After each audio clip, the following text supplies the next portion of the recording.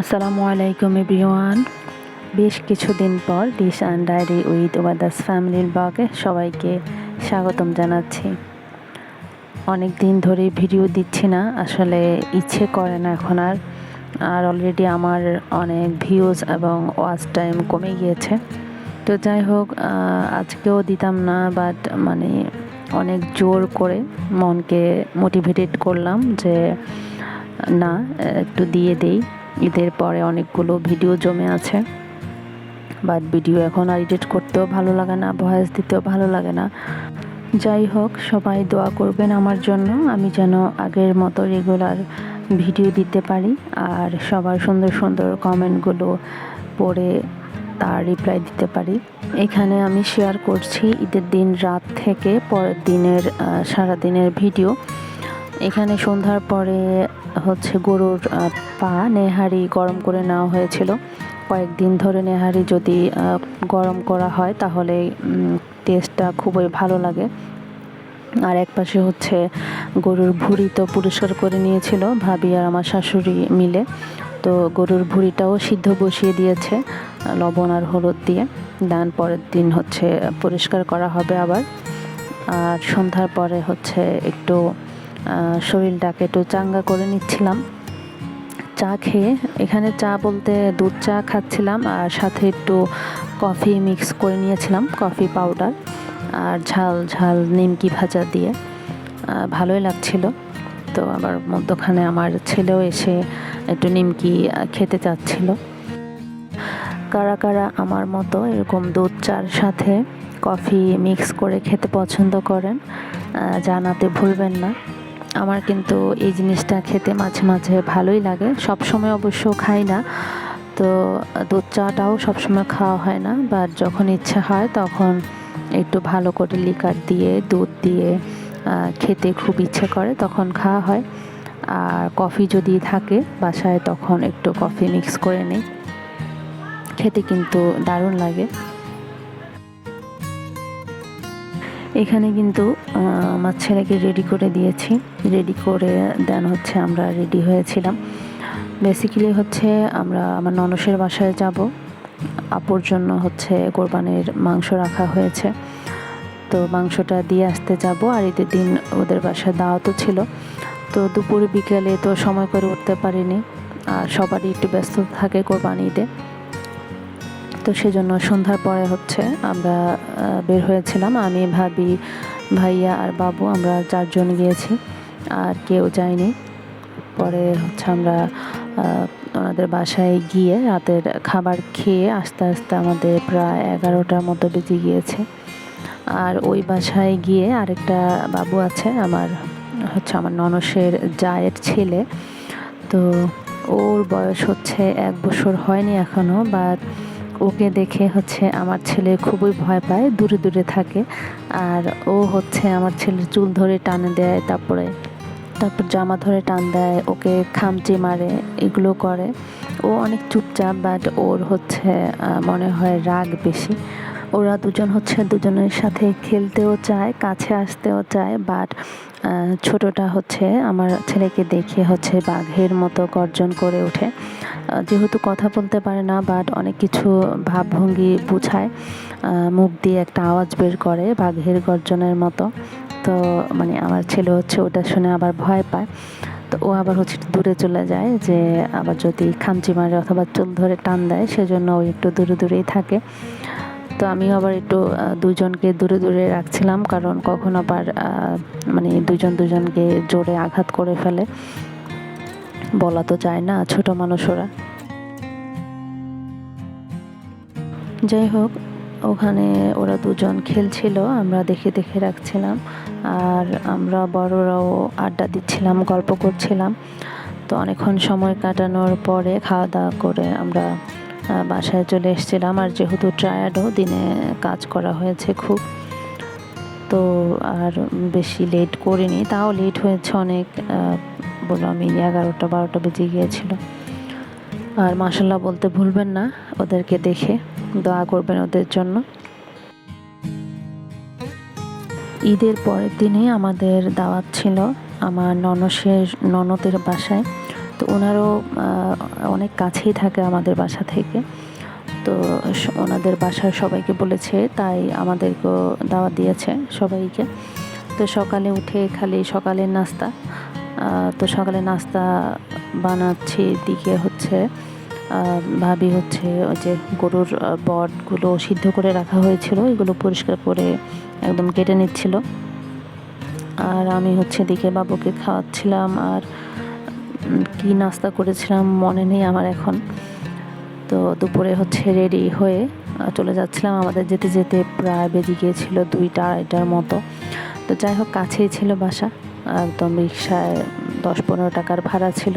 তো সেজন্য আর সমস্যা হয়নি, জ্যামে পড়তে হয়নি।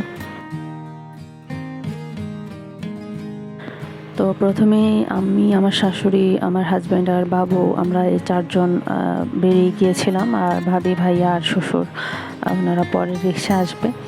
তো আমরা হচ্ছে ওনাদের বাসায় আর যাইনি। শুনেছি যে ওনারা হচ্ছে ওই বিল্ডিংয়ে থাকে, কিন্তু কয়তলায় থাকে অথবা লিফটের কত, এগুলো হচ্ছে মানে শিওরভাবে জানা নেই। তো আমরা হচ্ছে নিচে গিয়ে অনেকক্ষণ ওয়েট করছিলাম। পরে হচ্ছে ফোন দিচ্ছিলাম আপুকে, আপু ফোন ধরেনি। পরে হচ্ছে দুলাভাইকে ফোন দিয়ে হচ্ছে জেনে তারপর হচ্ছে আমরা গিয়েছিলাম। তো ওনাদের বাসায় গিয়ে দেখি যে ওনাদেরও অনেক মেহমান এখনও আসেনি, আমরাই মনে হয় প্রথম মেহমান ছিলাম। তো প্রথমে পুরুষদেরকে খাবার দেওয়া হয়েছিল, তারপর হচ্ছে ছোট বাচ্চাদের সবাইকে খাবার দেওয়া হয়েছিল। দেন হচ্ছে আমরা বড়রা বসেছিলাম। আর ওখানে গিয়ে উবায়দা হচ্ছে প্রথমে অনেকটাই মানে ভালোই ছিল, খেলছিল বাচ্চার সাথে, আবার সময় কাটছিল ভালোই। কিন্তু দুপুরে সন্ধ্যার পরে ওর কি জানি হয়েছে, ও এত কান্নাকাটি শুরু করে দিয়েছে। তো মানে ওকে নিয়ে যে থাকা অনেক কঠিন হয়ে গিয়েছে। আমি হচ্ছে চা খেয়েছি ওকে কোলে নিয়ে, মেইন দরজার বাহিরে যে করিডোর থাকে ওখানে দাঁড়িয়ে হচ্ছে আমি ওকে নিয়ে হাঁটছিলাম আর চা খাচ্ছিলাম। মানে ও বাসায় ঢুকবেই না। তো ওকে এসি রুমে নিয়ে বসাচ্ছিলাম, আবার এমনিতেই অন্য রুমে নিচ্ছিলাম, বাচ্চাদের সাথে খেলাধুলা করার জন্য নিচ্ছিলাম, কিন্তু ও যাবেই না। ওর কী হয়েছে জানি না। তো যাই হোক, ওকে দোয়া দুরুজ পড়ে সবাই ফু দিচ্ছিল। দেন হচ্ছে আমরা চা খেয়ে নাস্তা খেয়ে তাড়াতাড়ি হচ্ছে নিচে নেমে গিয়েছি। কিন্তু ওকে নিয়ে নিচে নামার পরও হচ্ছে শান্তি, ও আর কান্না করেনি। তো ওর বাবা বলছিল যে আসো একটু ঘুরিয়ে নিয়ে আসি। তো আর কোথায় যাব, আমাদের এখান থেকে ঘোরার জন্য আর রাত হয়ে গিয়েছে, মোটামুটি 9টা বেজে গিয়েছিল। তো আর বেশি দূর যায়নি। ওখান থেকে হচ্ছে বাবুর কিছু জিনিস লাগতো, ওর ওষুধ লাগতো, দুধ লাগতো। তো সেজন্য হচ্ছে কয়েকটা ফার্মেসি গিয়েছিলাম। আর ওখান থেকে বিএনসিতে যেয়ে একটু সময় কাটিয়েছিলাম। আর এই যে ট্রেনের জন্য এই রাস্তায় সবসময় মানে যেতে বাধা পড়েই থাকে। আপনারা কারা কারা ট্রেনে ভ্রমণ করেন জানাবেন কমেন্টে।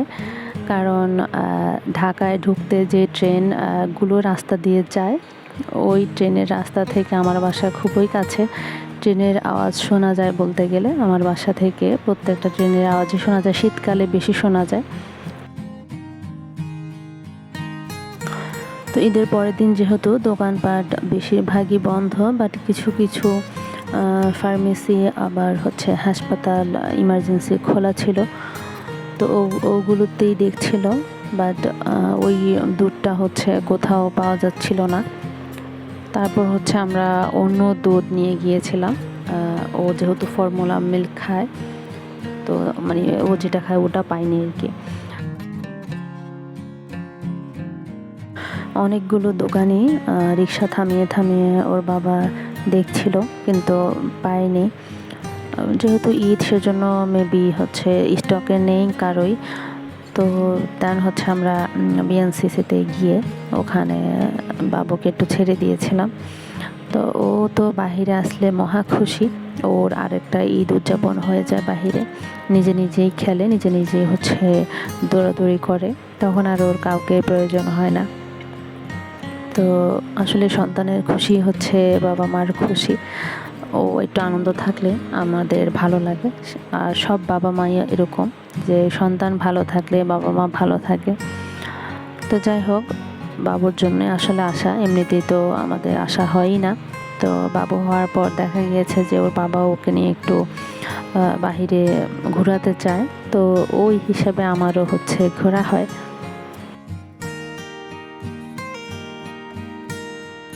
এই যে উবাইদাকে ছেড়ে দেওয়া হয়েছে, ও উপর থেকে নিচে, নিচ থেকে উপরে একবার নামে একবার উঠে, এটাই ওর খেলা। আর আমরা এদিকে একটু ছবি টবি তুলে নিয়েছিলাম। আর অনেকে এসেছিলো, যেহেতু ঈদের পরের দিন সবাই একটু ঘুরতে এসেছিল। আর এখানে একটা শিশুকে দেখতে পেলাম। বাচ্চাটি মনে হয় ওর মা এখানে কোনো বাসায় কাজ এসেছিল, তো ও বাহিরে দাঁড়িয়ে ওয়েট করছিল আর এখানে খেলছিল। তো ওকে জিজ্ঞেস করেছিল যে তোমাদের বাসায় মাংস কেমন পেয়েছো তোমরা। ও বলে যে অনেক মাংস পেয়েছি, অনেক বস্তা মাংস হয়েছে আমাদের। আসলে ছোট মানুষ, যেভাবে ওর বাসায় দেখেছে ওভাবেই বলেছে। আসলে গরিবরা কোরবানি না দিলেও ওরা মানুষের কাছ থেকে যেটুকু পায় এটুকুই তাদের অনেক হয়ে যায়। মাশাল্লাহ। তো ছেলেটার সাথে আমার হাজব্যান্ড অনেকক্ষণ গল্প করলো, ওকে নাস্তা খেতে টাকা দিল। আর ওই ছেলের এত দুষ্টামি দেখে আমার ছেলে অবাক হয়ে বারবার ওর দিকে তাকাচ্ছিল, যে ও এটার সাথে ঝুলছে আবার উঠে যাচ্ছে। এগুলো দেখে ও অবাক হয়ে যাচ্ছে। যেহেতু ও একা থাকে, ও তো এরকম কারোর সাথে আসলে থেকে অভ্যস্ত না। আর এরকম মানে বড় বাচ্চারা কিভাবে দুষ্টুমি করে সেটাও ও জানে না। তো ও দেখছিল আর অবাক হচ্ছিল যে ও এত কিছু করতে পারে। আর আমরা ওখানে বেশিক্ষণ থাকিও নি, অনেক গরম পড়েছিল। আর সারাদিন যেহেতু অন্যের বাসায় ছিলাম, ওরকমভাবে একটু রেস্ট নেওয়া অথবা শোয়া ওরকম করতে পারিনি। তাই তাড়াতাড়ি বাসায় চলে গিয়েছিলাম। আর বাসায় গিয়ে কিছু আসলে খাইও নি। আবারও যেন ভিডিওতে মন বসাতে পারি, দোয়া করবেন আমার জন্য। আসসালামু আলাইকুম।